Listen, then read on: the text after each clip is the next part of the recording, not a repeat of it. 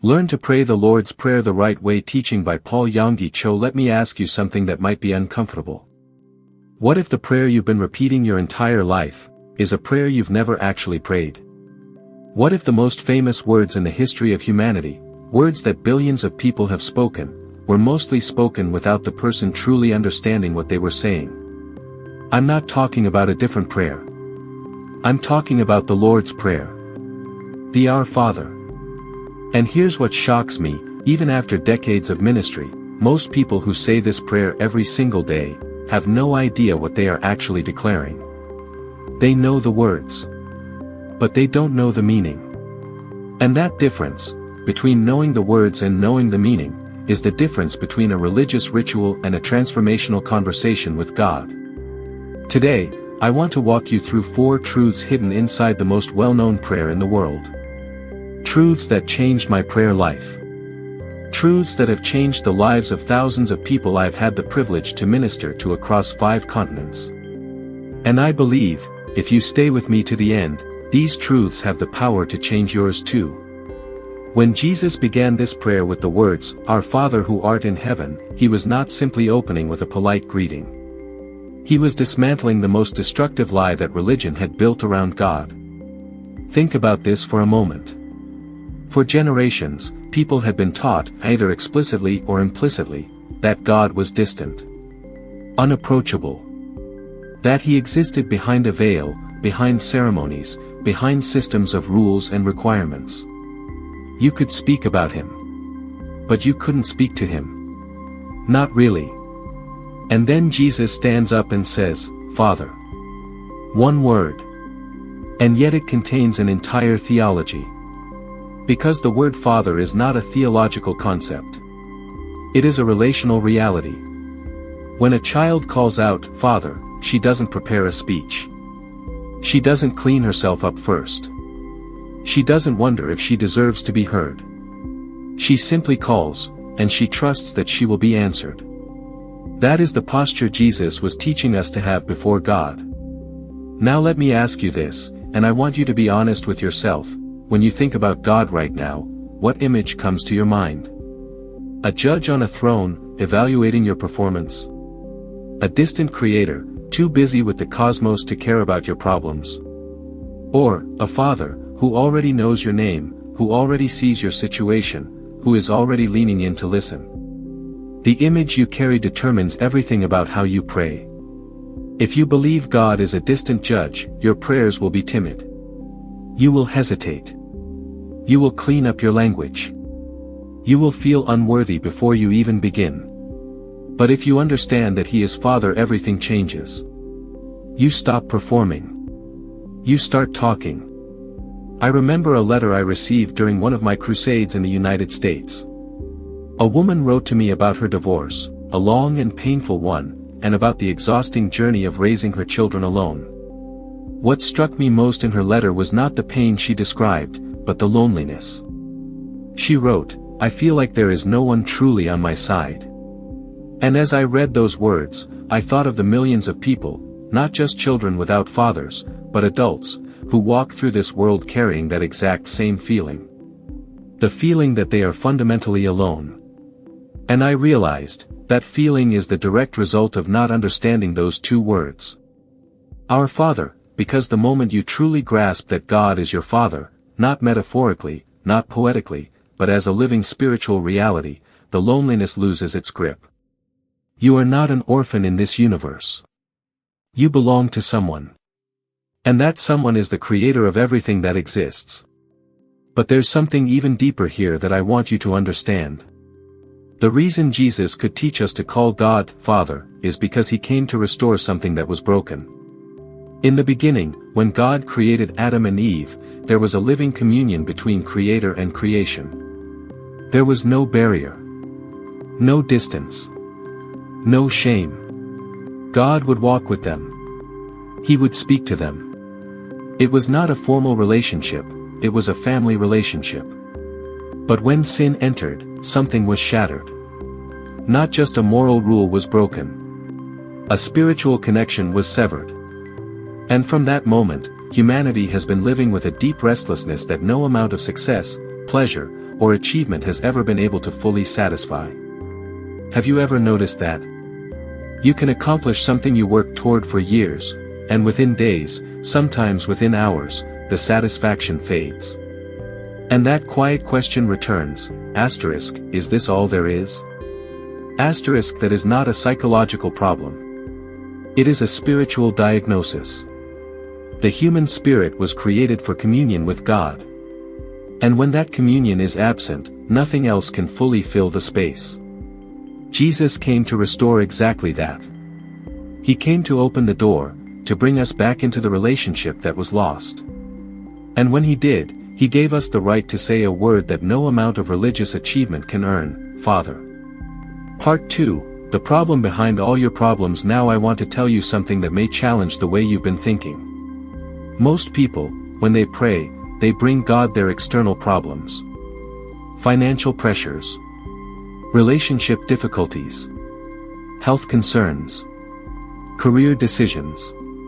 And those are real. Those burdens are legitimate.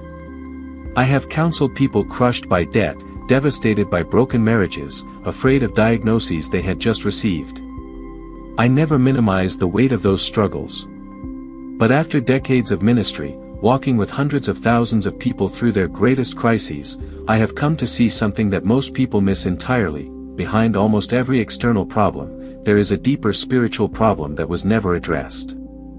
And until that deeper problem is touched, the surface issues keep returning, in different forms, with different faces, but with the same root. Here is what I mean. When God created the human being, he created us as tripart creatures, spirit, soul, and body. The spirit was designed to be the innermost reality, the part that connects directly with God, receives his wisdom, carries his image. But when the fall occurred, the spirit of man was not just weakened. It was, spiritually speaking, cut off from its source of life. Like a branch severed from the vine, the human spirit began to wither. And a withered spirit creates a desperate soul. The soul, the mind, the emotions, the will, begins to search for what only the spirit can provide. It looks for identity in performance. It looks for peace in control. It looks for meaning in accumulation. I have seen this pattern in the lives of the most successful people I have ever met. I think of one man, a prominent businessman who had built an empire that most people could only dream of. When he first came to one of my services, he was impeccably dressed, confident in his posture, successful by every visible measure. But in a private conversation afterward, he said something that I have never forgotten. He said, "Pastor Cho, I have built everything I set out to build. And I have never felt more empty." That emptiness is not a mystery. It is a symptom. It is the soul announcing that it cannot do what only the spirit was designed to do. This is why I believe the most important thing that can happen in any person's life is not a financial breakthrough, not a restored relationship, not a healing, as wonderful and necessary as all of those are. The most important thing is the restoration of the human spirit to its relationship with God. Because when that happens, the center holds. When that happens, the person who was building her identity on performance discovers she already has an identity as a child of God. The man who was running from silence discovers that in the silence, there is actually a voice, and it is the voice of a father. Think about what Jesus was saying when he taught this prayer. He didn't begin with, "God, give us what we need." He began with a declaration of relationship. Because he knew that if the relationship is right, everything else finds its proper place. And that is why when you come to God in prayer, when you truly come, not just recite, something happens at the deepest level of your being. The spirit begins to awaken. The soul begins to settle. And the life that felt like chaos begins to slowly, quietly, find its order. I want to talk to you now about something that bridges the spiritual and the practical. Because I have noticed, throughout my years of ministry, that one of the greatest obstacles to a real prayer life is a misunderstanding of what prayer actually does. Many people believe prayer is primarily a mechanism for changing circumstances. You pray, and if God answers, the situation changes. And yes, God does change circumstances. I have witnessed miracles that cannot be explained by any other word. I have seen healings. I have seen financial reversals. I have seen families restored from complete devastation. But if that is the only thing you expect from prayer, you will miss what prayer most consistently and powerfully produces, and it is this: prayer transforms the person who prays. Let me tell you about a season of my own life that taught me this more deeply than anything else ever has. There was a period when the pressures around my ministry had become almost unbearable. The decisions were enormous. The expectations of hundreds of thousands of people weighed on me. External criticism came from directions I had not anticipated. And one night, alone in my study, I sat down with what felt like an impossible load. My mind was racing. I kept cycling through the problems, trying to find the solution that would make everything manageable. The more I thought, the heavier it all became. And then, almost out of desperation, I stopped. I stopped trying to solve. I stopped trying to control. And I simply began to pray. Not a formal prayer. Not a structured intercession. Just a conversation. A son talking to a father. Father, I don't know what to do. But I know you see this. And I know you are not surprised by any of it. Nothing changed in that room. The problems were exactly the same when I finished as when I began. But I was different. Something had been reorganized inside me. The anxiety that had been compressing my chest began to release. A clarity began to emerge through the noise. And most remarkably, a peace settled over me that I can only describe as not belonging to this world. That is what prayer does. It does not always change what is around you first. It changes what is inside you. And then, a person who has been changed from within, begins to engage with their circumstances differently. More wisely. More courageously. More faithfully. Now I want you to consider something honest. How many decisions in your life have been made from a place of fear? Fear of not having enough. Fear of losing what you've built. Fear of what people will think. Fear of an uncertain future. I have spoken with thousands of people over the years, and I can tell you with confidence, fear is the most common hidden driver of human decision-making. People choose careers they don't want because they fear financial insecurity. They stay in situations that are damaging to them because they fear being alone. They avoid conversations that need to happen because they fear conflict. They shrink from their calling because they fear failure. And here is the painful irony: the decisions we make from fear almost always lead us toward the very outcomes we were afraid of. But when prayer becomes a genuine part of your daily life, not a ritual you perform, but a conversation you actually have, the fear begins to lose its authority over your decisions. Because you are no longer operating from the assumption that you are alone. You are operating from the awareness that you have a Father who sees beyond what you can see. A Father who has resources you have not yet imagined. A Father who has walked ahead of you into the very future that frightens you. That awareness changes everything. I challenge you to test this. Not with a leap of faith in some abstract direction, but with something very specific and very practical. For the next 7 days, before you look at your phone in the morning, before you check your messages, before you engage with the noise of the day, stop. Sit in silence for 5 minutes. And say these words, not as a formula, but as a reality: Father, I am here. You see me. I trust you. Then talk to Him. About what worries you. About what confuses you. About what you need. About what you hope for. And pay attention, not to what changes around you immediately, but to what begins to shift inside you. Because I promise you this, if you do this sincerely, something will begin to move within you. The anxiety will begin to lose its grip. Your mind will begin to find a clarity that it could not manufacture on its own. And gradually, the courage to face the day, and the decisions within it, will grow stronger. I want to leave you with something that I believe may be the most personally transformative truth in this entire teaching. We have talked about God as Father. We have talked about the spiritual root behind human struggle.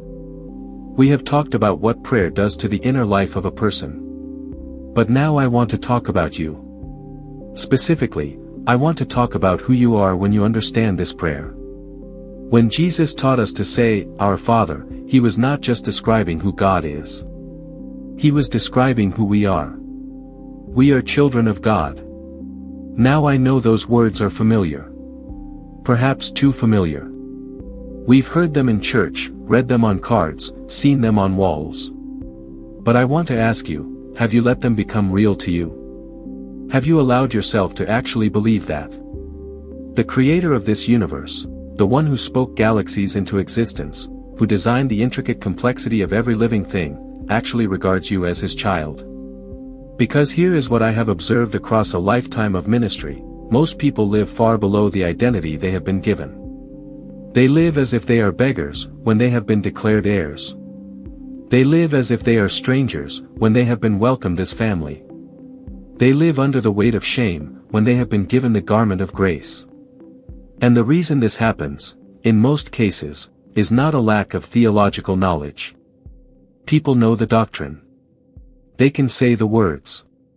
The reason it happens is that the truth has not traveled the 18 inches from the head to the heart. There is a difference between believing something intellectually and living from it. Let me tell you about a woman I counseled many years ago. She had grown up in a deeply broken home. Her father had abandoned the family when she was young, and the wound that left never fully healed. She became a believer in her 20s. She attended church faithfully. She knew every doctrine about God's love. And yet, she could not receive it for herself. When she prayed, she described it as speaking into a void.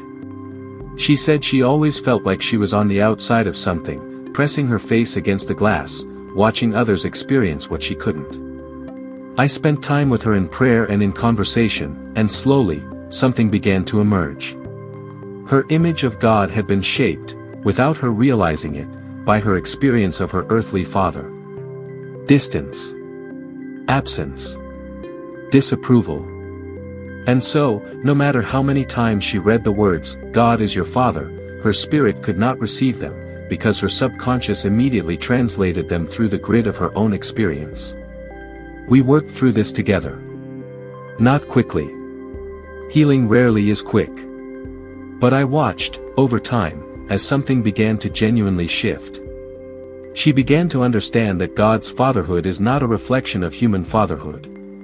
It is the origin of it. Every good thing that any human father has ever expressed, patience, protection, provision, presence, is a dim and imperfect reflection of who God is perfectly and completely.